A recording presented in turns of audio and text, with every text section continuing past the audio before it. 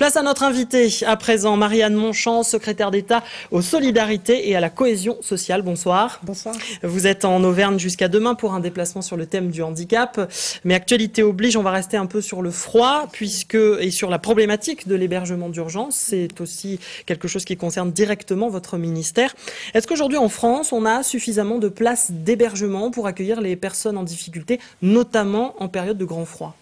116 000 places, 10 000 places qui ont été ajoutées pour faire face à cette vague de froid, encore un potentiel d'atteindre 19 000 places supplémentaires, une volonté également d'aménager, de rénover les hébergements traditionnels avec une dotation de 170 millions d'euros pour faire en sorte qu'il y ait aussi la qualité dans l'accueil et pas simplement la mise à l'abri. On peut dire que notre pays, confronté à des vagues de froid successives, et c'est celle qui nous arrive maintenant, c'est donner les moyens de proposer effectivement aux personnes les plus fragiles, à celles qui sont à la rue, de trouver des mises à l'abri.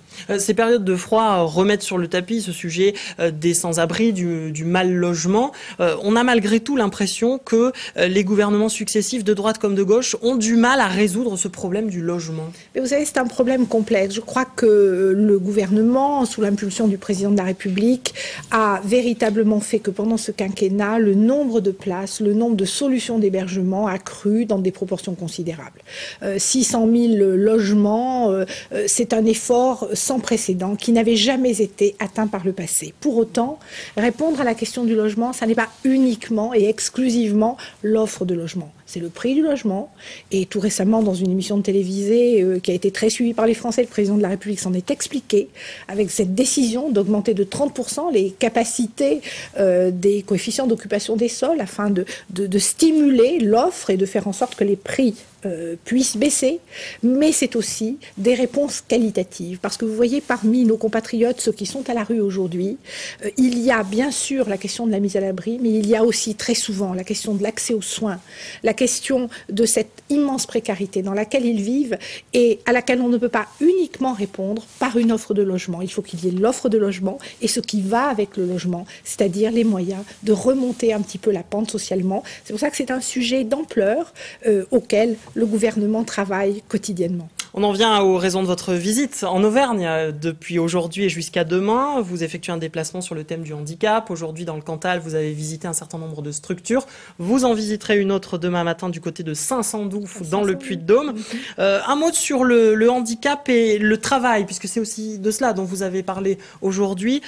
Comment inciter aujourd'hui les entreprises françaises à embaucher davantage de personnes handicapées, sachant que si les chiffres sont exacts, le taux de chômage chez les handicapés est beaucoup plus important que la population normale, il est de 19% à peu près.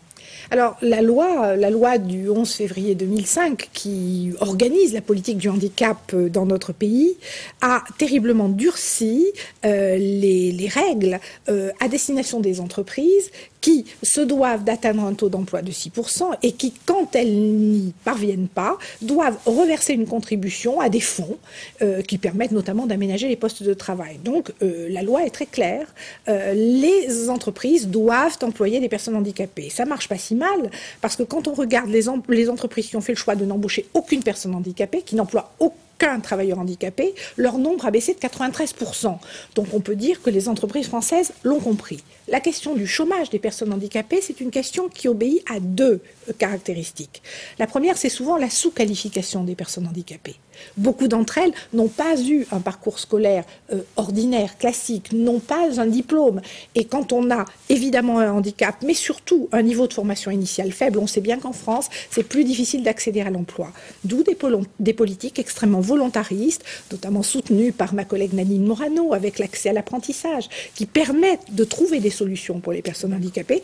Et puis, le volontarisme pour la scolarisation et l'acquisition d'un bon niveau de formation. J'ajoute que le secteur protégé, que j'ai visité aujourd'hui dans le Cantal et demain à Saint-Sandouf, offre des possibilités très intéressantes pour nos compatriotes handicapés qui ont besoin, comme tous les Français, de travailler.